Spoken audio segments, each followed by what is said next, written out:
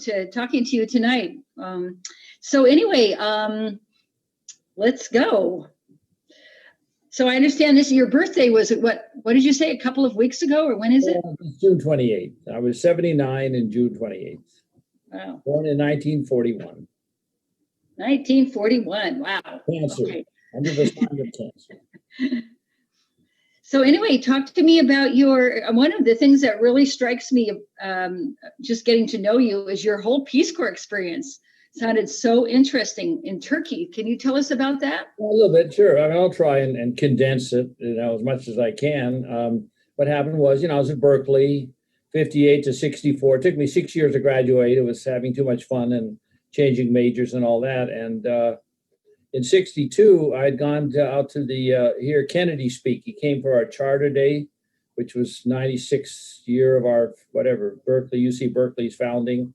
And Edmund Brown, the governor, was there, and we all 77,000 of us sat in the Memorial Stadium, football stadium, and listened to John F. Kennedy talk about Jackie riding an elephant in India and what peace in the New World meant and how we could achieve détente with Russia.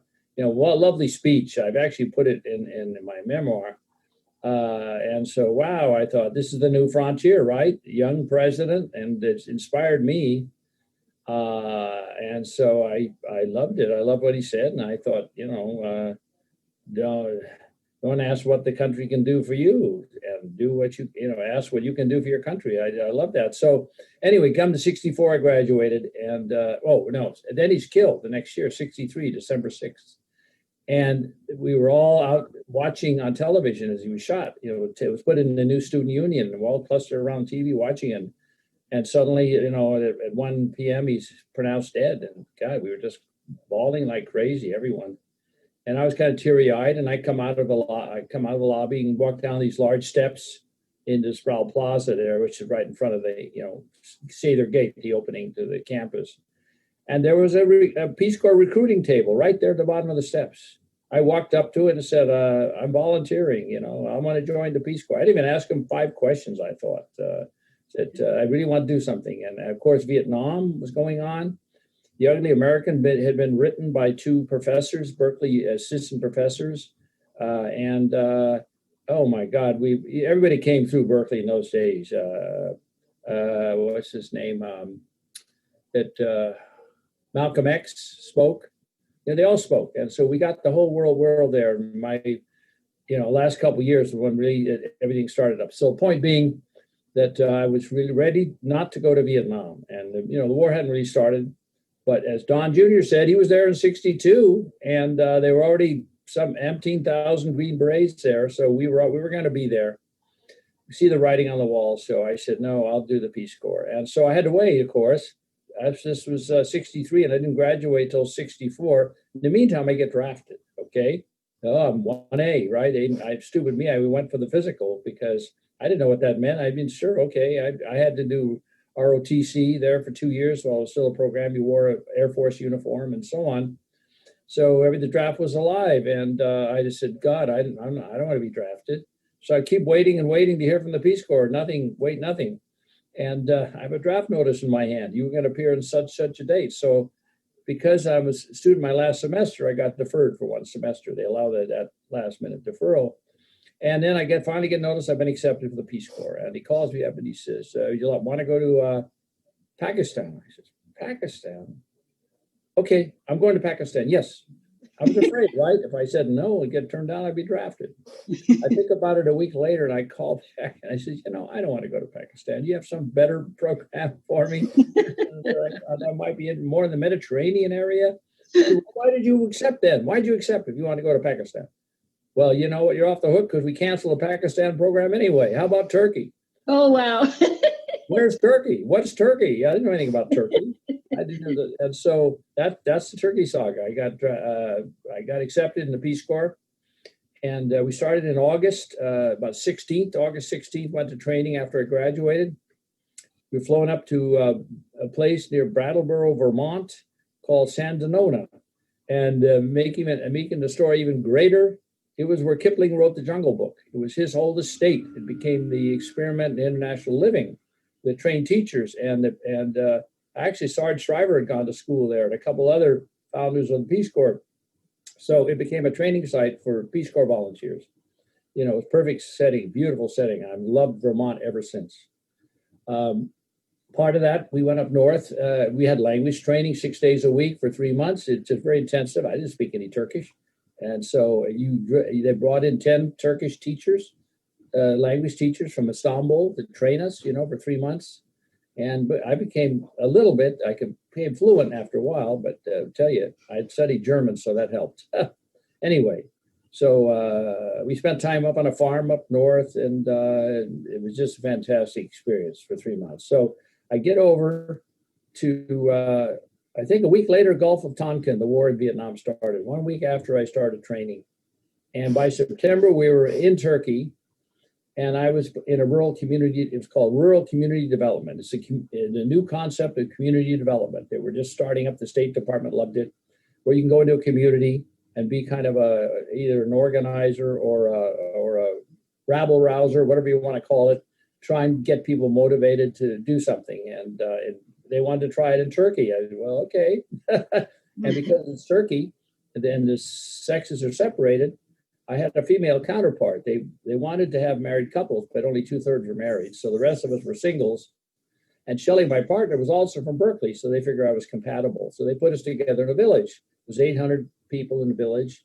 They were settled by Bulgarians after the Ottoman Empire broke up. So they were fairly modern, and meaning they had tractors and the Marshall Plan that helped them, and they had European relatives. And so it was a nice village, actually, but didn't have much resources. And so I spent 2 years there. We got to raise chickens, some new crops, and the big coup was getting water drilled, because they didn't have any irrigation water. They had the little hand-dug wells that went down 40 feet, and it's all they could hand dig because it was rocks below that.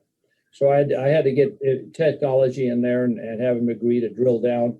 And up comes like our artesian type water to the surface. And so we were successful in getting some irrigation water so they could grow sugar beets or something more than just to do the dry farming, wheat, oats, and barley, which has kept the village fairly poor. So I thought that was a big success. When we went back in later reunions, I have pictures of it there. The place now was a full-fledged sugar beet farms everywhere, and huge canals of water running and running and running. And so the state then developed it later and made it a full-fledged industry for them out there, sugar beets. And that's their main cash crop. So that was Turkey, okay? That was 2 years in Turkey. By the second year, I was climbing the walls because Shelley, bless her heart, fell in love with a guy another volunteer in another village. And I guess they spent a couple of weekends, too many weekends, and then she got pregnant. So she left after the first year. They got married. And they have 4 kids. They live in Chicago. They're living happily ever after. So I ended up alone in the village the second year. God, that was nerve-wracking, not having companionship. So I would go into the cities. The English teachers were in the cities where there were volunteers all over the place. This was the western part of Turkey. And it's not even halfway to Ankara from Istanbul. And Ankara is in the western third. Most of the volunteers were way back in the mountains in the east where they'd get snowed in for 3 months because we were rural community developers. So we were there to help develop, see what they need, what their wants and needs were, and try and help them any way they could. Uncle Harold was very instrumental in helping me because he had his cattle ranch, his dairy, his cattle, and then he ended up with ornamental plants and then everything else he did on his ranch. Harlan, tell me how Harold helped with this. Well, the point was he sent me samples of new crops, of new stock to buy, of all these new farming techniques, things that he did on his farm. Oh, cool. And the villagers loved it. So we gave them ideas. They had to, generally speaking, go through the government. Everything's top down in Turkey. So there's a big experimental farm not too far away. And they had their own extension. They were patterning it after the U.S. Extension Service, Agricultural Extension Service. But what we did around 1900, we realized that the knowledge in these farms was not getting out to the farmers in this country. So they then created the Extension Service where you had to go, you went out, you visited the villages and the towns and the individual farmers and did a one-on-one agricultural advice. But in Turkey, they hadn't gotten that far. They were still just on farms, still in these super lovely experimental agricultural farms, but the knowledge didn't get out to the village. And so I had to go in there and be a facilitator and get them to come out. And I was the interlocutor. So I'm the guy between the village, which was fairly, poor, and they weren't up on all the latest, and the cities where all the knowledge was. So that's a big gap. And it's changed a lot since then. Now there was no electricity, no paved roads when I was there. And most of Turkey didn't have paved roads when I was there in the 60s. But now it's fine. And you've been there, right? Yeah. But you told me an interesting story once about what happened in terms of getting acclimated back into American culture when you got back. About my mother, you were thinking of working for the Christian Science Monitor. Can you tell that story? Okay, yeah. Well, that's not much to it. I mean, what happened was I came back and I brought back my first wife with me. She was German because I'd spent a year in Munich. Afterward, I was only 25, and I'd be sure that I didn't want to be draftable even after this 2 years. I spent a year in Munich working for American Express, being a money messenger, carry big bags of money to the banks from there. And every evening, the chauffeur, limo comes and takes you there. And so I was there for a year, and I met my first wife there, and they brought her back, and we did a cross-country tour. But first, we were in Boston, and looking for work. Right away, the Peace Corps gave me a recruiting job for 6 months where I would help them recruit new volunteers. So I'd get paid to do that for a while and in Boston. But I wanted to go back to school, graduate school. And Sylvia was her name, wanted to, also wanted to go to school. She didn't have any degrees in Germany. And so one of the jobs I went to interview for, because I looked up your mom, I'm sure, is what I did then, and said, how are you? And she mentioned the Christian Science Monitor, and I had dreams of writing, so I thought, sure, I'd love to be interviewed, see if I can get a reporting job there. And it was just that, it was probably the editor, and I went in, and I didn't think much of it. I just went in, I told him my history, my background, which he liked, and then he sprung the question, do you drink? I said, well, I have an occasional beer. That's it, occasional beer. And he said, okay, thank you, boom. And then I got a letter saying, no, they didn't want to hire me. That's all I know of that story. Yeah. And then what did you end up doing then? How did you get acclimated back into the culture? Well, what I did was go to graduate school. So we get cross country, we get married in California at my folks' home in Redwood City. And then we went back cross country and set up in Boston, where we both went to school. I went to graduate school at Boston University, and Sylvia got her bachelor's degree in pharmacology at the University of Massachusetts. So we spent 2 years in Boston living there. That's why I love the place, And remember those cold winters and the frozen ponds, and what a place that was. So we had a great time. We live in a great neighborhood, and there's MIT students around us, Harvard students around us. We lived in an old farmhouse, the winter it leaned one way and these square handmade nails would pop out of the wood. A real old farmhouse, about halfway out of Harvard Square, So that was those years. That was the time then. That was the end of my student years. I didn't really get a degree right away. I left after 2 years. We moved out to California again. And I thought I'd find a filmmaking job because my degree was going to be in filmmaking, but I didn't complete my thesis. So I got jobs right away, I was working my second year of graduate school as a cameraman doing commercials when I was in Boston. And so I thought, hey, that's what I'll do. I don't need a degree, do I? So I go to Hollywood and start writing screenplays and doing little gigs, working on film. So that's the bottom line. That's how we came back from. But how did you make that shift to be a mortgage broker? Yeah, okay. So I stayed down there for quite a few years. And our marriage, after a while, it wasn't going very well. She wanted to get it. She was now at Berkeley, going to graduate school at Berkeley to get a degree.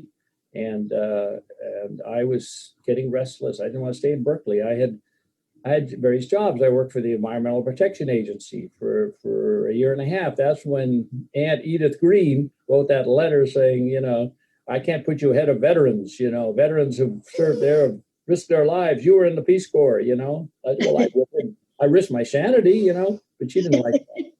And so I didn't get ahead. So I could work for the EPA for a year and a half under contract as a filmmaker.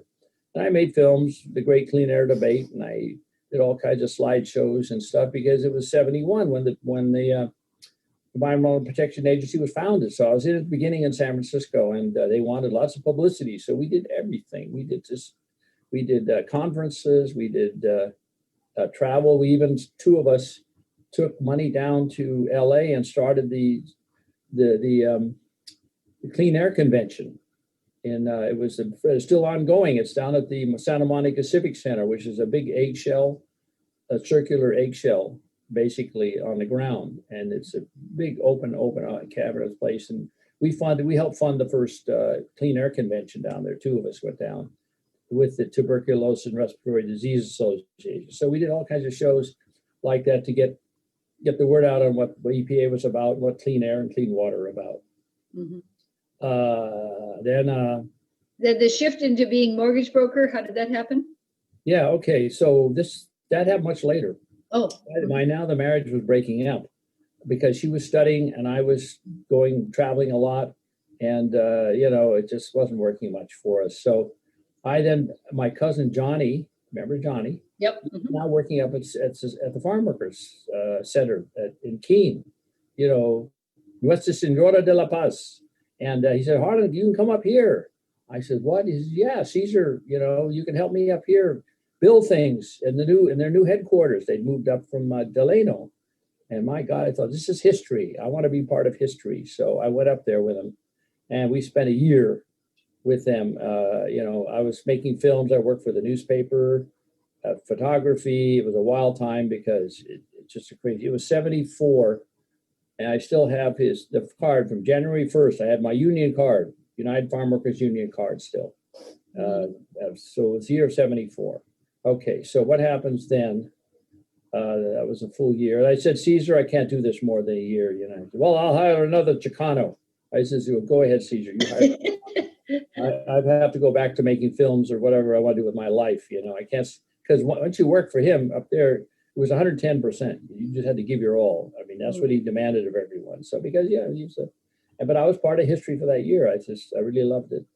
And I've written about it. So now we're into 75, 76. That's when I came back down to Hollywood and began to write screenplays. And I think it's about 80 to 81, I was down there I directed in theater down there at the Actors Studio and other places like that, Lee Strasberg. So I did a lot of theater work and a lot of film work down there at the time, short films. And then, I think we got divorced by then because she was now done with her degree and she wanted to go overseas and work with her professor father, whoever that was. And so I said, let's get a divorce. And so we did. And I said, well, I've been down here 5 years. I've had a good time, but I better think about, I was 80, 81. Yes, I was 40 years old. I thought, I've got to have a real career. And so I decided to move to Santa Barbara. And I don't know why, except my parents there. Pat was there, sister was there, Ken was there part of the time. He was still at Point Magoo. And so I came up to live in Santa Barbara finally. I visited the parents up there a lot. And I thought, this is a place I can write. I can get away from the Hollywood stuff, which I was getting tired of Hollywood. It really was.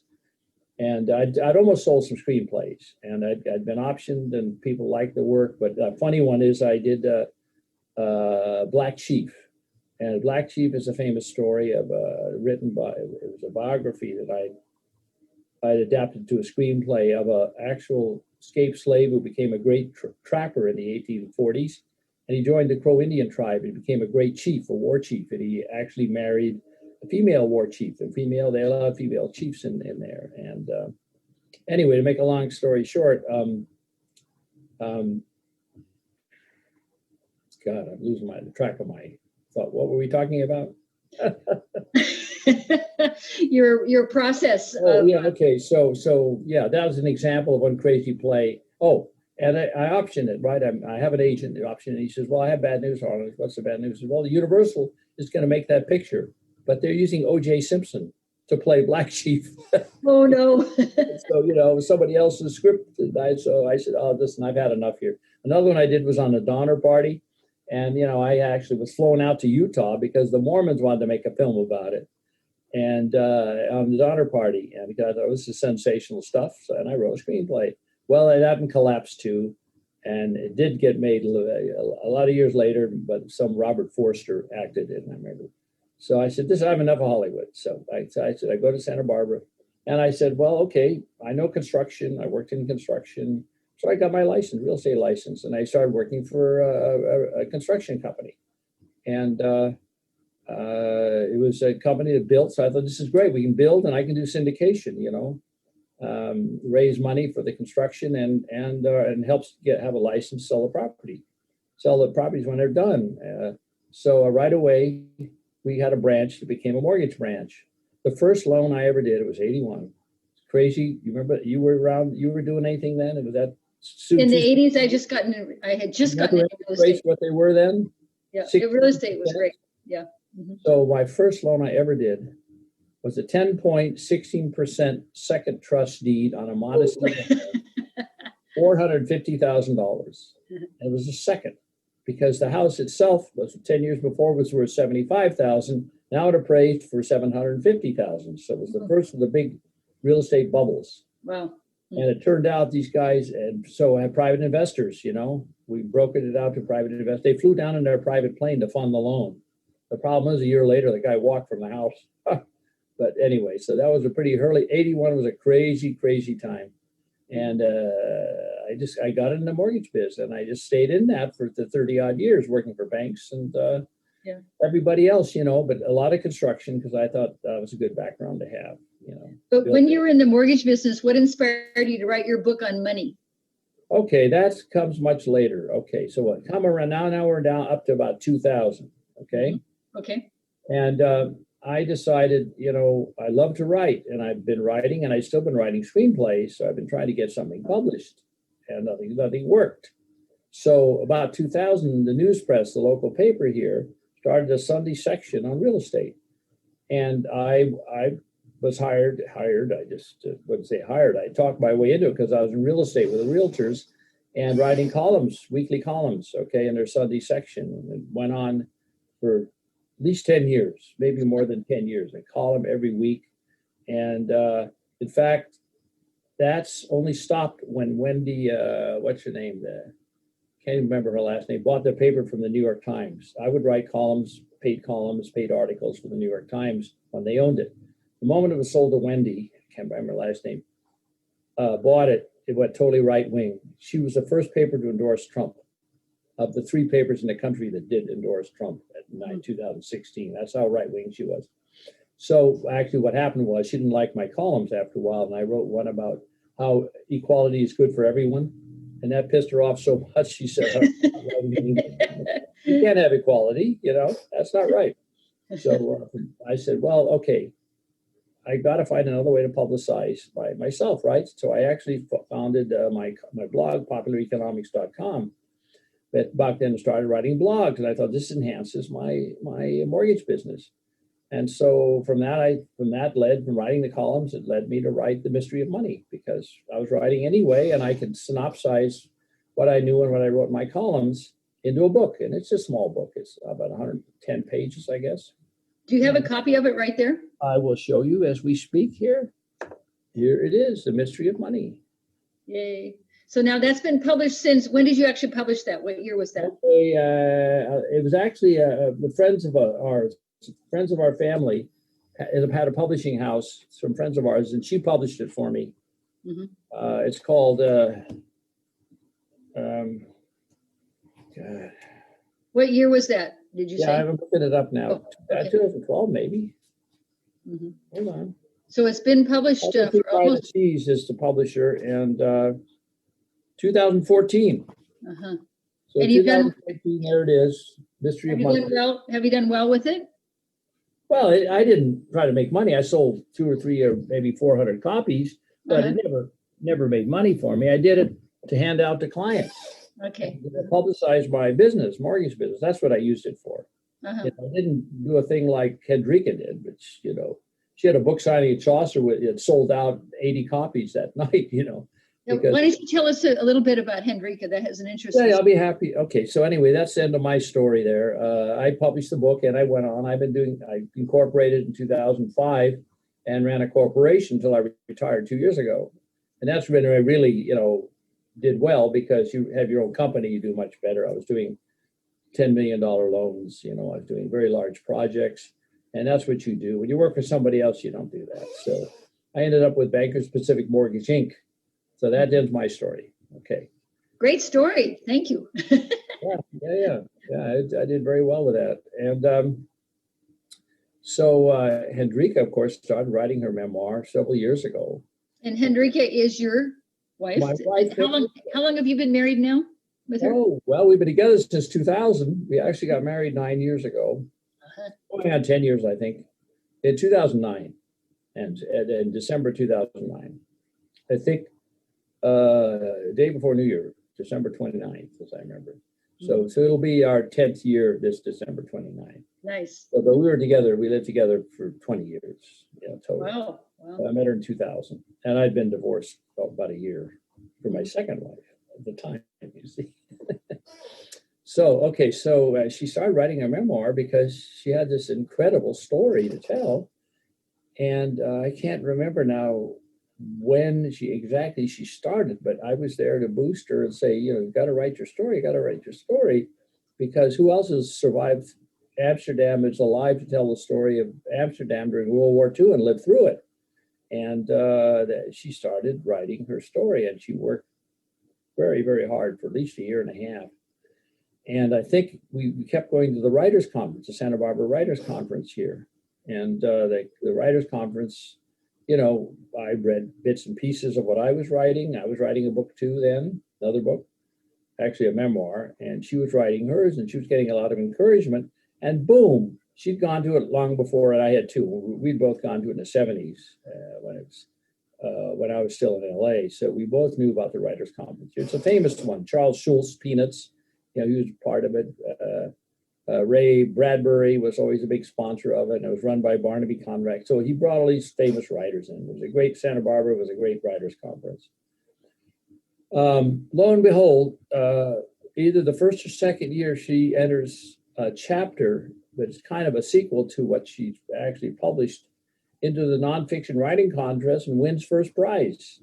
And I always knew she was a good writer, but here she was, wins best prize in the nonfiction category that year at the Writers' Conference. Wonderful. And turns out her daughter Susan, 2 years later, wins honorable mention also for another memoir she was writing. Wow. So they've got talent in that family, let me tell you.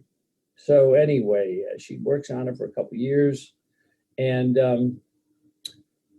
didn't get the title until Susan her daughter gave her the title, when a toy dog became a wolf and the moon broke curfew. You read it, right? Of course you read it. Yeah, the title is unbelievable. Tell us about that title. It's so unique. Okay, I'll tell you a little bit about the story. The bottom line is she was a 5-year-old who survived with her mother World War II in Nazi-occupied Amsterdam. And it was a horrific time. People were being killed, shot all the time for the smallest little thing. At the last, and then her dad was sent away to a work camp in Germany. He was a Dutch soldier. They rounded up all the soldiers they could find that didn't go into hiding, and sent them off to work camps. I think he was in a shoe factory in one of the concentration camps because the Germans needed laborers. And so she was left alone with her mother, and only child at 5. And so the mother joins the resistance because the dad was going to join the resistance about this time. So the mother doesn't. She'd bring in a teenage girl, and they shelter her for 6 months. And within the last year, they only had her about a year, then someone betrayed her, a neighbor or somebody. And the Nazis break into the house, hold a gun to her head, scare the bejesus out of Hendrika, and take this girl away. But they leave the mother and the daughter there. And she thinks it was because they knew she belonged to the resistance, even though she wouldn't admit it. And so they were hoping, they would trap somebody, making contact with them, go to the higher ups. So she said no, she couldn't do that. But the one thing she did, they had a secret radio. And if she'd been called with the radio, she'd have been shot. So she immediately does, she takes the radio in the backyard, buries it, and no more contact with the resistance. He said, that's it. I can't endanger, Hendrika, her child, or anything. So they cut that off. But then the hunger winter starts. The last 6 months, as the Allies started winning all over Europe after D-Day, what hadn't been conquered yet, everybody went around Amsterdam because it was, dikes and water and everything surrounded by water. And they left Amsterdam alone. So the Nazis were in there the longest time, even after everything else was conquered. And the Dutch resistance then decided they would call a strike. They wouldn't run the railroad anymore. They wouldn't do anything to help the Germans anymore. The engineers, everything, part of the economy that was still running. So, boom, everything gets shut down. Okay, the Germans said, okay, that's fine. We'll flood everything now, so nobody can get in or out. And you're not going to have enough food. You're not going to be access to all the normal rations. So, for the last 6 months, they lived on like a turnip a day. It was a turnip bulb a day. It was like starvation time. And it also was the coldest winter on record. It was a 75-year record. It was when the Battle of the Bulge was going on, when the Germans counterattacked in Belgium. And so it was one of the coldest winters anyway. So, and they had no heat, no nothing. So they had to survive under blankets and, and just sleep as much as they could. She was in school, so she got a little kind of a watery soup at lunch she could get. And they endured this. And when the dad finally comes home, now I'll explain the title from that. When he finally comes home, he couldn't believe what he saw. He didn't realize they'd almost starved to death. He immediately took her to the Canadian barracks, which the Canadians were the ones that had finally freed Amsterdam, and started feeding her a little powdered milk, slowly, a little bit of this, a little bit of that. As she would have, you can't eat too much when you've been in a famine situation for 6 months. But she said they would have been dead. And tens of thousands did die because of the hunger winter, they call it, because of that, because it was so bad there at the end. Anyway, that's her story in a nutshell. Thank you. Okay. And then they moved on to Australia. Thank you. Can you tell us some of your memoirs of living with Phyllis and Alan, your parents? Do you have some nice memories? Well, I can remember that. We lived, what happened was, I still have photos of it. Dad and Mom, of course, met in San Francisco and built the first home up on 26th Avenue up by Twin Peaks, Pacific Heights, I think it's called. And I have pictures of it because I Googled the address, because I see it in the birth certificate. And it's a beautiful home. And they built the first home. And I remember I was 2 or 3 years old. I would sit out there with a little hammer. Dad would give me a hammer and I'd pound on the floor, while he was working. And I remember garter snakes coming out of the lawn. And we were on this pretty good hill. It was all sand above us, sand hills. They were building into sand hills. So that was the first 4 years, as I remember. Then we moved to Redwood City. At that time, Redwood City was this just wonderful agricultural county, San Mateo County. They had great flower shows, they had farmers everywhere. We lived on the street with nothing but immigrants. We had a Chinese family on one side whose mother had bound feet, tiny little feet, because she came from an old Chinese family. And kids I grew up with were Italian next to me, and the father was Sicilian, and he had this huge flower house, and he was a gardener. And we had Italians on the other side. It was just and a Polish across the street, a big farmer who raised everything. And so it was just totally agricultural there. It was Redwood City. At the time, we had an acre. And Dad built 2 more homes on it, had subdivided it into 3 lots and built 2 more homes on it. And sold 2 of them. And when we went back, this is Redwood City. So this is 45, 46. And I was there until I went off to Berkeley, in 58.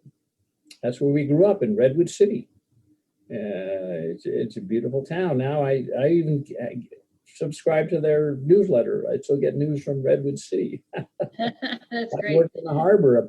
I worked for the Teamsters for a while, on a dredge.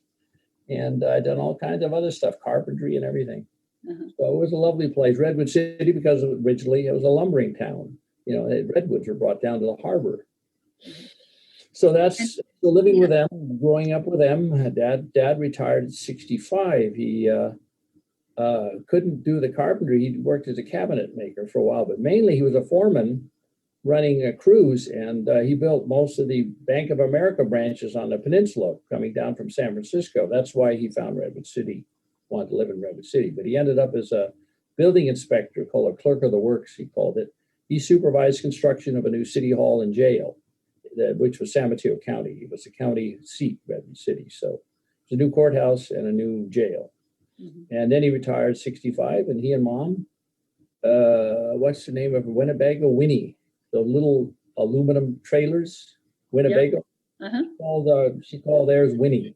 And they traipsed all over the country with it, you know. And actually, when I was still in school in Boston, and they came and visited us, you know, in Boston, you know, and he told me how he'd driven all the way up to Cattaraugus County, New York, to look for the great-great-granddad Green. But that's where I tell the whole story that, you know, the courthouse burned down, so he couldn't find any written records up there. So there's no more evidence. That's where it ended, the Green family. But he spent his retired years writing genealogy, you know, so much of the time. But they went back to England because Mom wanted to see some of her Jamaican cousins. And they were still alive then. So they even went to England. And he wanted to go to Barton St. James because, you know, the Adams, Evangeline Adams connection, you know, so he wanted to see where the Adams family came from. So he did a lot of traveling for at least 10 years, I'd say, until he's about 75. Mm-hmm. Yeah. And tell me your experience growing up with Ken and Patty. They were, you know, Ken's 2 years younger, Pat 3 years younger. And Pat had an accident, you know, where her leg was broken because she dashed across the highway when she was coming home with Mom and the kids, and she decided she would, you know, run ahead of everybody, and it would never heal properly because they never saw that a nerve had been severed. So when they set her leg, they didn't see that there had been a severed nerve, so it never grew back properly. But she, bless her heart, she overcame that and got several degrees. You know, teaching degrees, a master's degree. She taught French, she taught art, she taught theater. One of her murals is up in Goleta in one of the community centers there. She and her kids do. She was always directing theater, doing this, doing that. And then she, you know, has two, you know, had Colin and Marina. Marina always had a horse. You made sure she loved horses, so she always had a horse. And they kept the horse. Their dad, Dean, worked for the water district there over by, it's called Hope Ranch. You know, it's a very upscale place. And he was the manager of the water district. So they kept their horse there in one of the corrals, and they trained, and she did dressage and everything. Marina loved horses. Mm-hmm. That's why she ended up in Grass Valley with her own ranch, where she trains up there. And she tried to do the horse whisperer thing. Unfortunately, I lost track of her. She was making films on whisper horse training, you know, this connection you have. And as far as I know, I talked to Dean not too long ago, and he said she's still doing it. And Colin is a geologist, and he's way up in Corvallis, I think. Mm-hmm.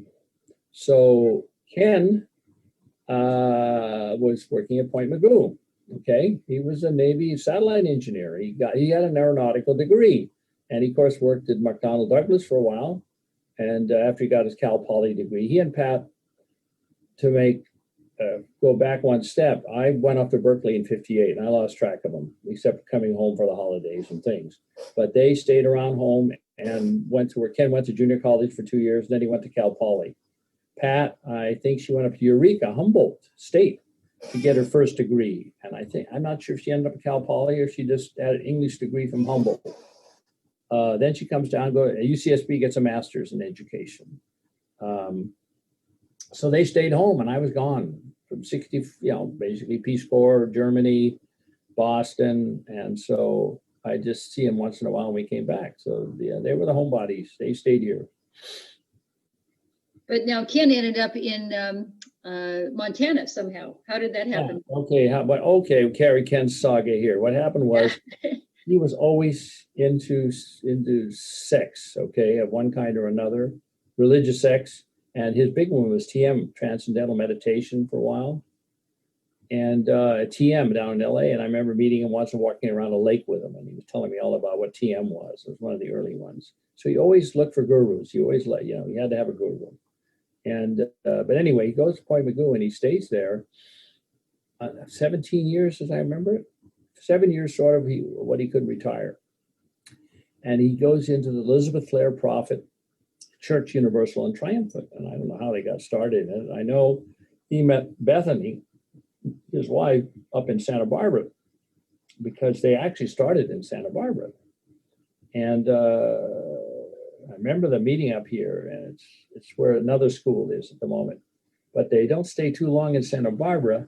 And she decides, they get married, and they have a couple kids already, the oldest kids. And he's 40, I guess.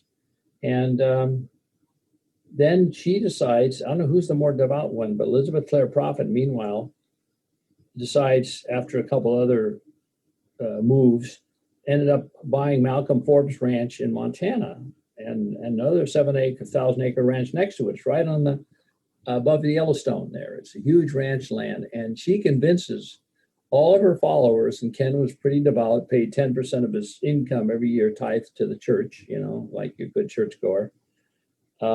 Convinces them to all go up there because there's this apocalypse coming. We're going to be attacked by the Chinese or the Reds or somebody.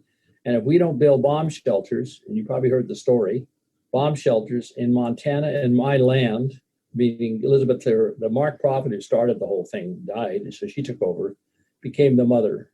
And so they build this place, and Ken still has it up there. So he retires from the Navy early. He was launching satellites. The guy went to Cape Canaveral or Cape Kennedy and supervised launches. I mean, the guy was a real scientist, Gave it all up for the church. This prophet, either was Bethany convinced him, or they didn't like Point Magoo because they were living in a kind of a ghetto area next to it. They did not like Oxnard where they were living at all. I know that. So I don't know the whole story, but for whatever reason, her wooing them and saying, "I've got this wonderful land in Montana. Come on and live free up here, right? Big sky country." So they can only lease the land. He's on 10 acres when I visited him, but it was a huge 4-bedroom mobile home, monster thing overlooking the Yellowstone River and the Absaroka, the Crow Indian reservation on the other side. It was really gorgeous. But that's where they spent their first years. Then I help him. He buys his first house up in Livingston, where the river run through it was done. And then they end up in Bozeman, where all 4 kids, finally the 4th kid by Leah is born, who's now living in New York. And she married basically an oil millionaire, the son of an oil millionaire. So there's a gorgeous place on the East River. We just zoomed her. It's a balcony that's as big as a penthouse deck. Anything like it. And they're looking right down on the river there anyway. So she's doing very well. And Ben, of course, is down in San Diego. He's the all-star. He was the oldest. And he did everything, Navy, Marine veteran, 4 years, Purple Heart, and becomes a chemical engineer and works at the Naval Air Station on Coronado Island now. And he's out there. He does the pollution control. He's the environmental engineer out there, make sure everything's clean and correct at the Navy base out there. So that's in a nutshell. And Mom and Dad, lived until 92 and 93. I think she died a year before Dad. I think it was 92, and he died 93 next year when I moved him down to Lucille and on John's because they had this nurse down there and a live-in nurse. And so they pooled there. And then my second wife and I, Suzanne, took over the house, remodeled it where they live up here, and sold it maybe, I don't know, 10 years later, sold it. Yeah. Now you had mentioned you're writing some memoirs. Are they going to be finished soon, or what? Tell me that story. Oh, I've had one I did write, and I got a very good New York agent. It was 2 years ago, and it was called Answering the Kennedy's Call. And my big time New York agent too, for nonfiction, and he liked it. And he tried to sell it and he couldn't sell it. He knew Bernie's agent, top agent, Bernie's editor at St. Martin's Press. He knew all these top guys, but they all looked at the proposal that I'd written and said, well, Kennedy's passe now. Nobody's, there's declining interest in Kennedy. And besides, you're not a famous memoir writer. And there's a lot of reasons. So anyway, I wrote a 230-page memoir. So I have it and all that. And so I keep at it. I've taken chapters out, submitted them in various places. I really haven't had much published, other than my blog. I've just kept doing it even after I retired, but I only retired, what, a year and a half ago, doing the loan business. And I continue to write. I do populareconomics.com. That's great. That's great. Well, listen, Harlan, it's been fabulous. So I guess we should call it a day. Let's call it a day. Yeah. Your eyes are beginning to droop too. No, they're not. This has been fascinating. Fascinating. We did almost 45 minutes. Yeah. So, okay. Did I talk too fast, or do you think that was enough on there? I think we're just all great, and we're going to say good night. I'm going to stop the recording. So, but stay on afterwards, please. I'm going to stop it, and thank you so much.